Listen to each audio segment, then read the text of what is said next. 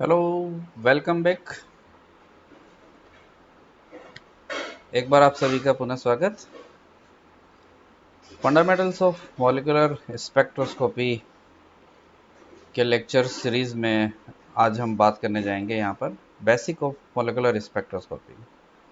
इससे पहले के लेक्चर में हमने आपको इलेक्ट्रोमैग्नेटिक रेडिएशंस के बारे में जानकारी दी थी और बेसिक स्पेक्ट्रोस्कोपी में किस प्रकार से ट्रांजिशन के माध्यम से संक्रमण एक स्पेक्ट्रम की प्राप्ति होती है और स्पेक्ट्रम के जो टाइप्स हैं वो कितने कितने प्रकार के स्पेक्ट्रम होते हैं उसके बारे में जानकारी दी थी।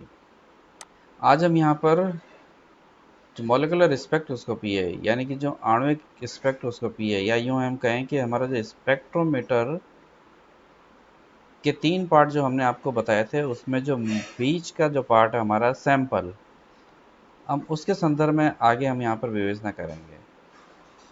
जैसा कि आप देख सकते हैं कि ये एक सिंपल एक बॉल पॉइंट पेन है जिसे कि हम एक द्विपरमाणु अणु के तौर पर मान सकते हैं।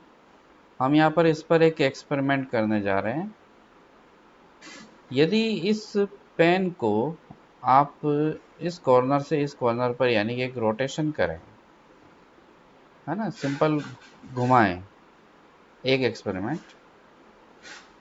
दूसरा एक्सरसाइज ये है कि यदि आप इस पेन को इधर से इधर वाइब्रेट कराएं यानी कि दबाएं या खींचने की कोशिश करें।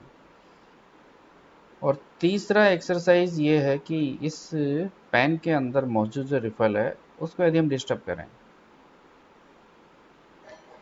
तो सामान्य एक्सपीरियंस के आधार पर हम ये समझ सकते हैं कि शायद सबसे आसान इसमें पेन को घुमाना होगा। आप अपनी हथेली पर लेकर के सिंपल घुमा करके भी यदि देखेंगे तो वो आसानी के साथ में घूम जाएगा। और उससे कहीं अधिक मुश्किल होगा उसको वाइब्रेट कराना, यानी कि यदि पेन है तो उसको वाइब्रेट कराना जो होगा वो थोड़ा मुश्किल होगा। और शायद सबसे अधिक जो मुश्किल होगा या सबसे अधिक जो जोर लगाना पड़ेगा वो होगा अंदर की रिफिल को डिस्टर्ब करना। अंदर की रिफिल को डिस्टर्ब करने के लिए आपको पेन को ब्रेक करना पड़ेगा, तब जाकर के अंदर की जो रिफिल होगी वो डिस्टर्ब होगी। ये जो तीनों प्रकार के एक्सरसाइज यहाँ हमने करी, उन तीनों प्रकार की एक्सरसाइज से रिलेटेड जो जोर है या जो एनर्जी है उस एनर्जी को हम यहाँ पर रिलेट करते हैं हमारी इन 3 प्रकार की इलेक्ट्रोमैग्नेटिक रेडिएशन से। जब आपने इलेक्ट्रोमैग्नेटिक स्पेक्ट्रम की व्याख्या पढ़ी थी तो उस समय ऊर्जा के घटते क्रम में हमने जब देखा था तो कॉस्मिक रेज से हम घटते हुए गए तो रेडियो वेव्स की ओर चले गए। तो उसी इलेक्ट्रोमैग्नेटिक स्पेक्ट्रम में से उपस्थित ये 3 प्रकार की जो विकिरणें हैं, इन 3 प्रकार की विकिरणों पर यदि आप तीन प्रकार की विकिरणों को देखोगे तो हम देखते हैं कि जो यूवी अल्ट्रावायलेट की जो एनर्जी है वह एनर्जी आईआर के एनर्जी से ज़्यादा है और आईआर की एनर्जी माइक्रोवेव की एनर्जी से ज़्यादा है। इसका मतलब यदि किसी अणु को हम माइक्रोवेव की एनर्जी देते हैं जो कि इन तीनों में सबसे कम है, तो वो हमारे उस एक्सरसाइज के आधार पर तो हम कह सकते हैं कि वो उस अणु में सिर्फ घूर्णन गति करवा पाएगी। लेकिन यदि हम उसे आईआर की एनर्जी दे दें तो आईआर की एनर्जी माइक्रोवेव से होने के कारण अब अणु में कंपन गति संभव है। लेकिन यदि हम उसे यूवी की एनर्जी दे दें, यहाँ यूवी के साथ में विजिबल भी लिखा हुआ दृश्य क्षेत्र भी, क्योंकि इनकी जो रेंज है वो काफ़ी कम है और इनका जो प्रभाव होता है अणु के ऊपर स्पेक्ट्रोस्कोपी के संदर्भ में वो लगभग समान एक जैसा होता है, इसलिए हम इसका अध्ययन एक साथ करते हैं। तो अब यदि हम यूवी विजिबल की एनर्जी दे दें तो हम देखते हैं कि उसकी जो ऊर्जा है वो आईआर और माइक्रोवेव से कहीं अधिक है। इसका मतलब ये है कि हमारी जो पिछले स्लाइड में करी हुई जो तीनों एक्सरसाइजेज हैं वो इस प्रकार से रिलेटेड है कि जो रोटेशनल स्पेक्ट्रोस्कोपी या ट्रांजिशन है वो एसोसिएटेड है माइक्रोवेव रेडिएशन से और जो वाइब्रेशनल स्पेक्ट्रोस्कोपी या ट्रांजिशन है वो एसोसिएटेड है IR रेडिएशन से, और इसी प्रकार से यूवी विजिबल जो रेडिएशन है वो एसोसिएटेड होती है इलेक्ट्रॉनिक स्पेक्ट्रोस्कोपी या इलेक्ट्रॉनिक ट्रांजिशन से। इसे और स्पष्ट रूप से जानने के लिए यहाँ पर हम बात करेंगे कि हमारे जो मॉलिक्यूल हैं उस मॉलिक्यूल के अंदर एनर्जी लेवल्स किस प्रकार से डिफाइन किए गए हैं, क्योंकि यहाँ पर हम बात कर रहे हैं हमारे ऊर्जा स्तरों के बीच होने वाले संक्रमण यानी कि ट्रांजिशन से प्राप्त होने वाले स्पेक्ट्रम की। तो हमें अणु में उपस्थित होने वाले विभिन्न प्रकार के ऊर्जा स्तरों के बारे में जानकारी होना आवश्यक है। तो प्रिय छात्रों, ये ध्यान रखना कि ये जो इस स्लाइड की जो तीन जो शुरुआत की लाइनें हैं ये बहुत महत्वपूर्ण है। जहाँ पर ये लिखा है पहली वाली में कि किसी भी अणु के अंदर अनंत संख्या में there are infinite number of electronic energy level, ये इनका रिप्रेजेंटेशन का तरीका है, are present in a molecule, यानी कि किसी अणु के अंदर अनंत संख्या में क्या उपस्थित होते हैं, इलेक्ट्रॉनिक ऊर्जा स्तर। इसी प्रकार से प्रत्येक इलेक्ट्रॉनिक ऊर्जा स्तर में अनंत प्रकार के कंपन के ऊर्जा स्तर उपस्थित होते हैं,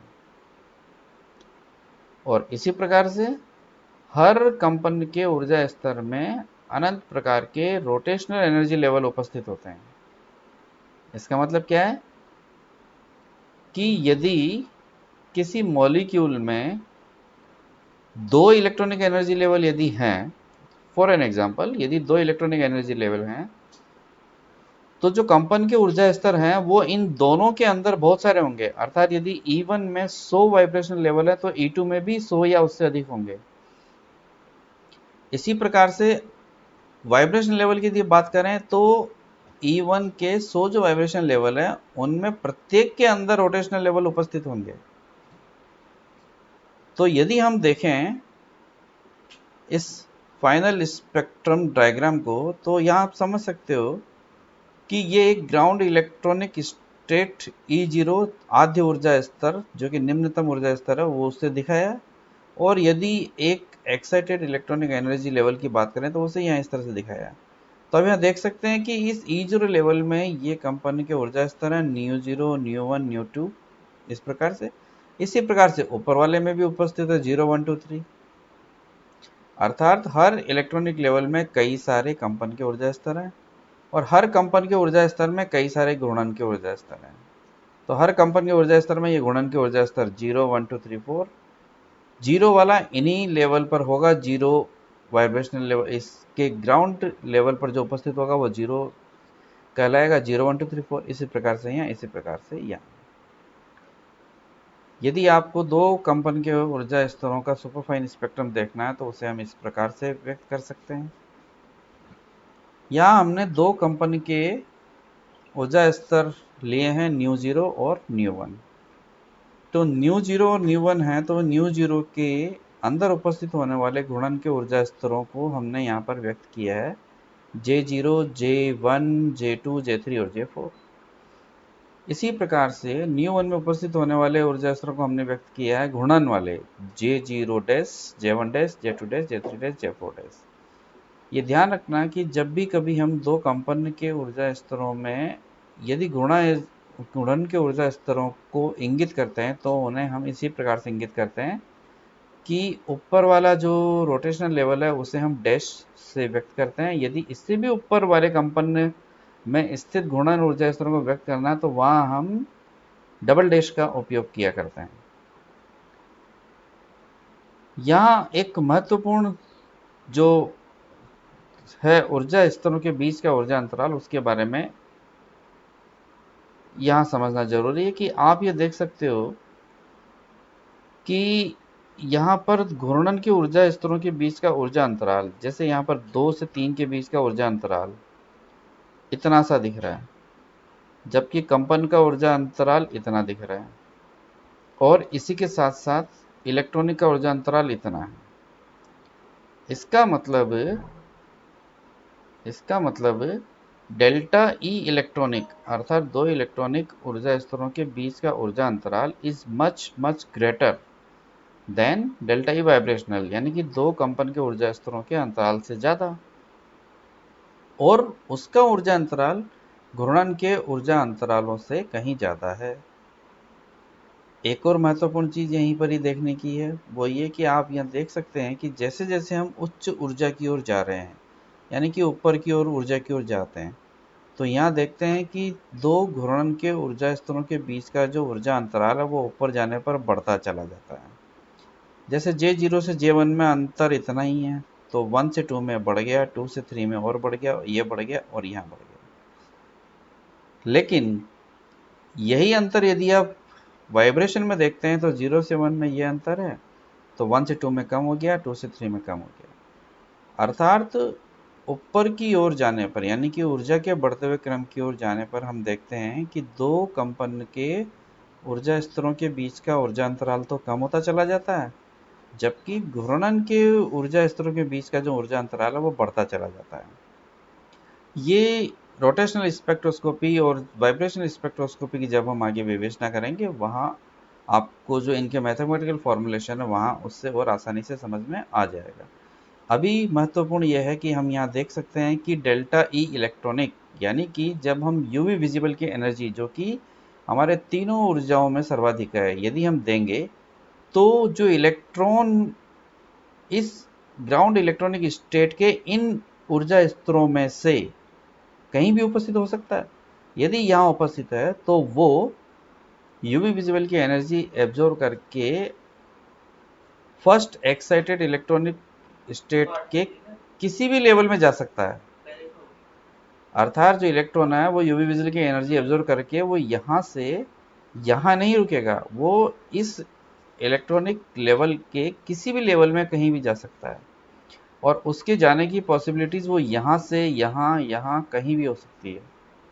ये कहलाती है ट्रांजिशन प्रोबेबिलिटी।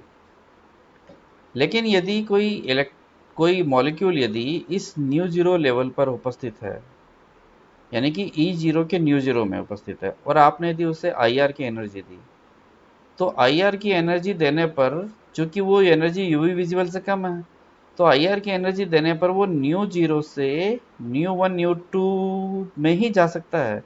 वो इस न्यू जीरो से E1 के न्यू जीरो में नहीं जा सकता, क्योंकि यदि वो यहाँ से यहाँ चला गया तो ये कहलाएगा इलेक्ट्रॉनिक ट्रांजिशन, जो कि IR की रेडिएशन से संभव नहीं है। IR की रेडिएशन से केवल वाइब्रेशनल लेवल्स में ही ट्रांजिशन पॉसिबल है। अब यदि हम माइक्रोवेव की बात करें तो माइक्रोवेव की रेडिएशन देने पर सिर्फ रोटेशनल ट्रांजिशन पॉसिबल है। तो इस न्यू जीरो में उपस्थित होने वाले जो रोटेशनल लेवल हैं, मान लिया मॉलिक्यूल इस एनर्जी लेवल पर है और हमने उसे माइक्रोवेव की एनर्जी दी, तो वो यहाँ से जंप करके या तो यहाँ आएगा या यहाँ आएगा, जो डिपेंड करेगा सिलेक्शन रूल पर, जिसकी कि आगे हम जानकर विवेचना करेंगे। वो यहाँ से यहाँ आ सकता है, वो यहाँ से यहाँ कभी नहीं आएगा, यहाँ कभी नहीं आएगा। क्यों? क्योंकि यहाँ से यहाँ आने का मतलब है वाइब्रेशनल ट्रांजिशन, यानी कि न्यू जीरो से न्यू 1 में जाना, जो कि माइक्रोवेव की रेडिएशन से संभव नहीं है।